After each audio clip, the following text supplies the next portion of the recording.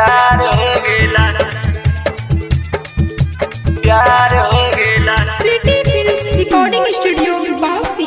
की बात आई रे भाई भाई अपन दिलावा के बात काले पाला सारो का के छौनी दे लगायू हाथ। की बात आई रे भाई भाई अपन दिलावा के बात काले पाला सारो का के छौनी दे लगायू हाथ। की बात आई कि हमरा नैना चार हो गेला, की बात आई हमरा नैना चार हो गेला। हमरा झारखंडे वाली छौरी से प्यार हो गेला, हमरा झारखंडे वाली छौरी से प्यार हो गेला, प्यार हो गेला। हमरा झारखंडे वाली छौरी से प्यार हो गेला। Sweety Films Recording Studio Bansi.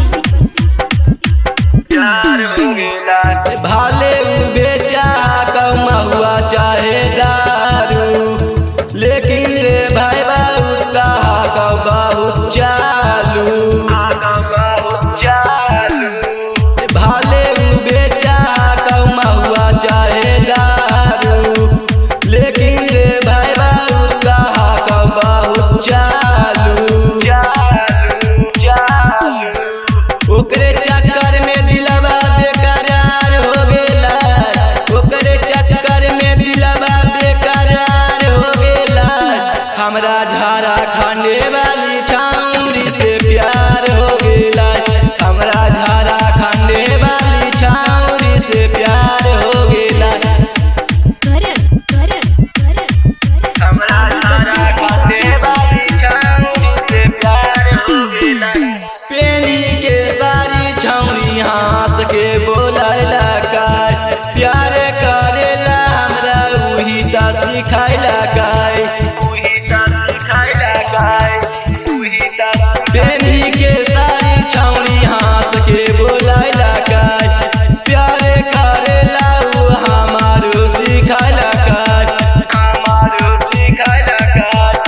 ओकरे चक्कर में दिलवा बेकरार हो गेला, ओकरे चक्कर में दिलवा बेकरार हो गेला।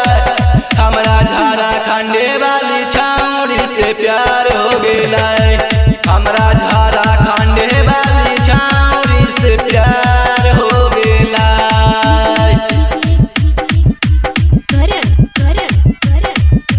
हमरा झारखंडे वाली छौरी से प्यार हो गेला।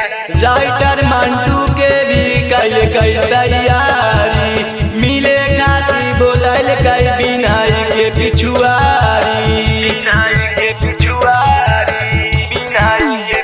राइटर मंटू के भी कैल तैयारी, मिले खाती बोलल कई बिनाई के पिछुआरी। ओकरे चक्कर में दिलवा बेकरार हो गेला, ओकरे चक्कर में दिलवा बेकरार हो गेला। हमरा झारखंडे वाली छौरी से प्यार हो गेला।